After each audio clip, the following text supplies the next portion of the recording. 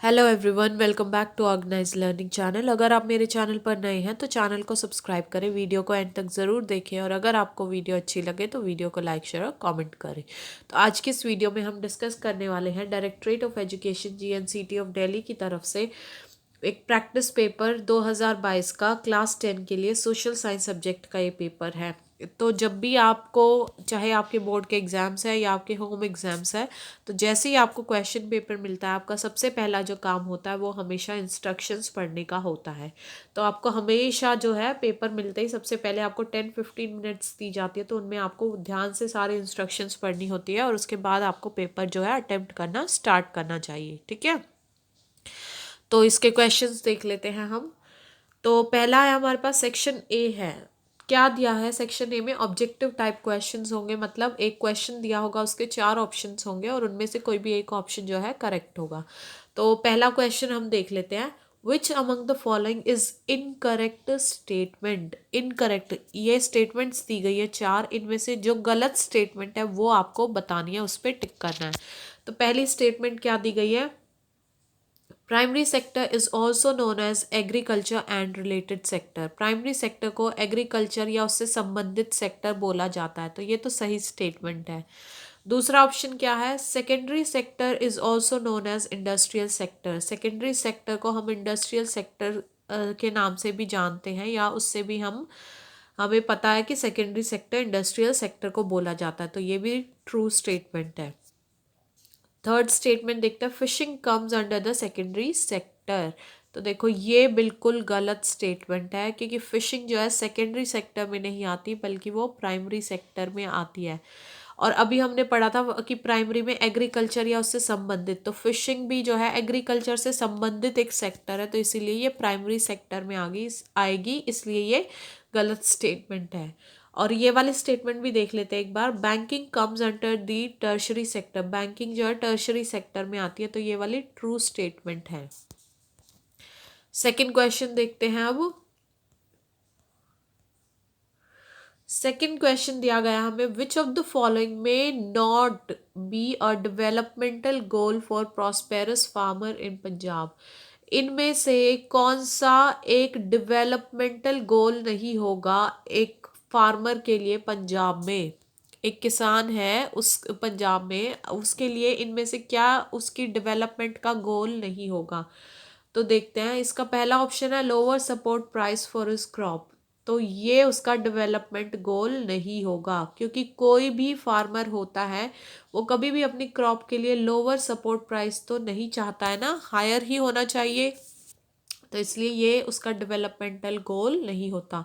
बाकी के ये दो जो हैं वो होते हैं, यानी कि चीप लेबर। कोई भी फार्मर है अगर उसको सस्ते दामों में लेबर मिल रही है तो ये उसका एक गोल होता है।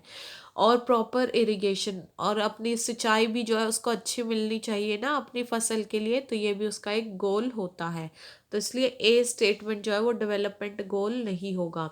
और ये है A and B both are incorrect, तो ए तो इनकरेक्ट है बट बी करेक्ट होगा, तो इसलिए डी ऑप्शन नहीं आ सकता। ए ऑप्शन जो है उसका डेवलपमेंटल गोल नहीं होगा। थर्ड स्टेटमेंट क्या दी गई है हमें?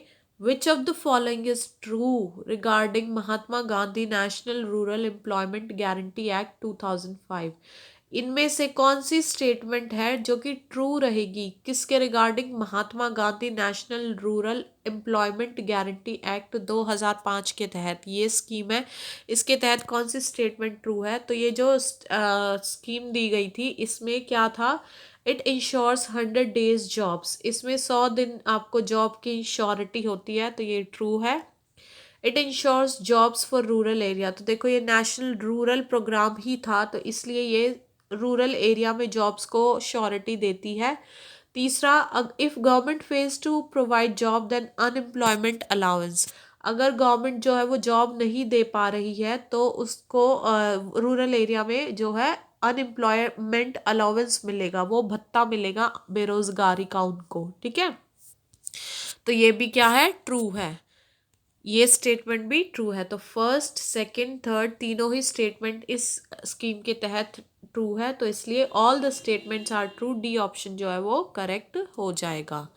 अब देखते हैं नेक्स्ट क्वेश्चन। तो फोर्थ क्वेश्चन क्या दिया गया है हमें, if big dams are constructed in an area then why do local people resist it. अगर बहुत बड़े डैम बांध जो है बनाए जाते हैं किसी एरिया में, तो वहाँ पे रहने वाले जो लोकल पीपल हैं वो उसका विरोध क्यों करते, क्या रीज़न होता है। तो इसका देखते हैं, पहला है दे विल बी डिस्प्लेस्ड, तो ये ट्रू है। अब देखो कोई भी डैम कंस्ट्रक्ट किया जा रहा है तो उसके पास अगर रेजिडेंशियल एरिया रहेगा तो वहाँ रहने वाले लोगों को खतरा हो जाता है, तो इसलिए उनको वहाँ से तो हटना ही पड़ेगा, तो दे विल बी डिस्प्लेस्ड, तो ये है true.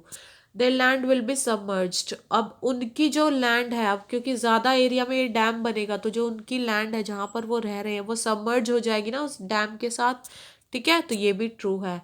No source of earning, अब वो लोग वहाँ से जहाँ वो रहते थे, जहाँ उनका काम धंधा सब कुछ था, वहाँ से उनको डिस्प्लेस होना पड़ेगा, तो अब उनको जो है अर्निंग का साधन जो है वो बंद हो जाएगा ना उनका, क्योंकि किसी भी नई जगह पे जाएंगे तो वहाँ नए सिरे से उनको अर्निंग के लिए देखना पड़ेगा ना, सोर्स की क्या कमाया जा सकता है या कैसे काम करना है, तो इसलिए उनको अर्निंग का सोर्स है वो भी ख़त्म हो जाएगा उनका, तो ये भी ट्रू है।